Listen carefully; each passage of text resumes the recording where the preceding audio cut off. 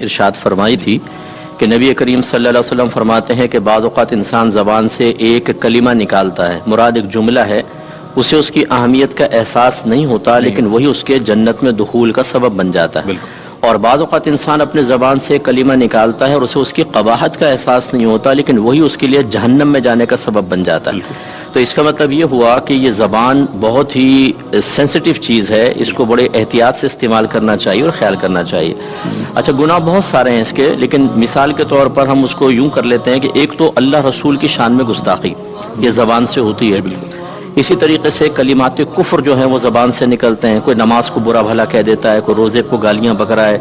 کوئی گرمی کو گالیاں بک دیتا ہے، کوئی زمانے کو گالی بکتا ہے، حالانکہ اللہ تعالیٰ نے ارشاد فرمایا کہ زمانے کو گالی نہ بکو کیونکہ زمانہ تو میں ہوں، یعنی میں اس کا خالق مالک ہوں، میں ہی رات دن کو تبدیل کرتا ہوں، میں نے بنایا ہوا نظام ہے، تو گویا کہ زمانے کو گالی دینا گویا کہ اللہ تبارک و تعالیٰ کو گالی دینا ہے۔ صحیح فرمایا۔ پھر یہی وہ زبان ہے جس سے ماں باپ کی شان میں گستاخی ہوتی ہے، جو اللہ نے منع فرمایا کہ فلا تقل لهما اف ولا تنهرهما،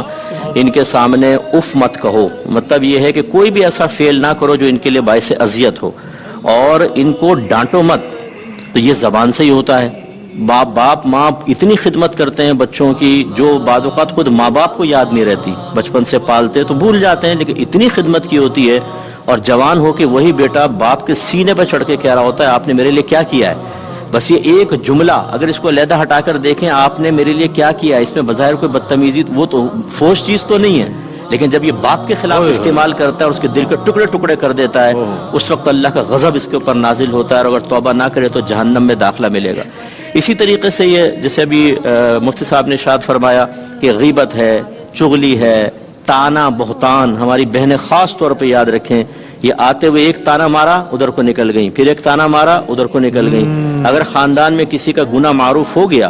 اور وہ تائب ہو چکا ہے، اس کے باوجود جب موقع ملے گا اس کو شرم و عار دلائیں گے، حالانکہ نبی کریم صلی اللہ علیہ وسلم نے فرمایا کہ جو کسی گناہ پر توبہ کرنے والے کو اس کے اس گناہ پر عار دلوائے تو اللہ تبارک و تعالی خود اسے اس میں مبتلا فرما دے گا، چاہے وہ گھر میں کیوں نہ ہو۔ تو یہ اتنی خطرناک چیز ہے۔ اسی طریقے سے یہ گالی گلوچ، سامنے والے کو تکلیف دیتے ہیں، کسی کی شان کے خلاف کلمہ استعمال کرنا، علماء کے خلاف، اہل بیت اطہار کے خلاف، صحابہ کرام علیہم الرضوان کے خلاف، کہ جن کے بارے میں اللہ تبارک و تعالی نے خود ازلی اعلان فرما دے رضی اللہ عنہم ورضوا عنہ، اللہ ان سے راضی وہ اللہ سے راضی۔ حالانکہ اللہ تعالیٰ جانتا تھا کہ صحابہ کو پیدا کرے گا، ان کے مابین کیا کیا ہوگا، اللہ تعالیٰ جانتا ہے، اس کے باوجود ازل سے اعلان اللہ ان سے راضی وہ اللہ سے راضی۔ تو وہ اس سے ہٹ کر قطع نظر، بالکل، لیکن بہت اچھی یہ بھی اصلاحی بات۔ بیگانی شادی میں عبداللہ دیوانہ میں ایک مثال لی میں نے، اس سے قطع نظر بیگانی شادی میں عبداللہ دیوانہ، اللہ ان سے راضی وہ اللہ سے راضی، ہم بیچ میں کود کے اپنے آخرت کی بربادی کا سامان کریں، یہ کس سے ہو رہا ہے؟ زبان سے ہو رہا ہے۔ اسی طریقے سے زبان سے انسان بعض اوقات گناہوں کی ترغیب دیتا ہے۔ ہم نے یہ اسکول کالج وغیرہ میں دیکھا ہے، نئے نئے بچے آتے ہیں نا تو یہ پرانے گروپس بنے ہوتے ہیں، کوئی فحاشی کی طرف ہے، کوئی ڈرگس کی طرف ہے، وہ اس کو ترغیب دیتے ہیں، آؤ یہ سگریٹ پی لو، یہ لٹریچر پڑھ لو، اس زمانے میں رہ رہے ہو، یہ دیکھو یہ پکچر دیکھ لو۔ اگر وہ بچہ شرماتا تو بولتے ہیں تو لڑکی ہونا چاہیے تھا،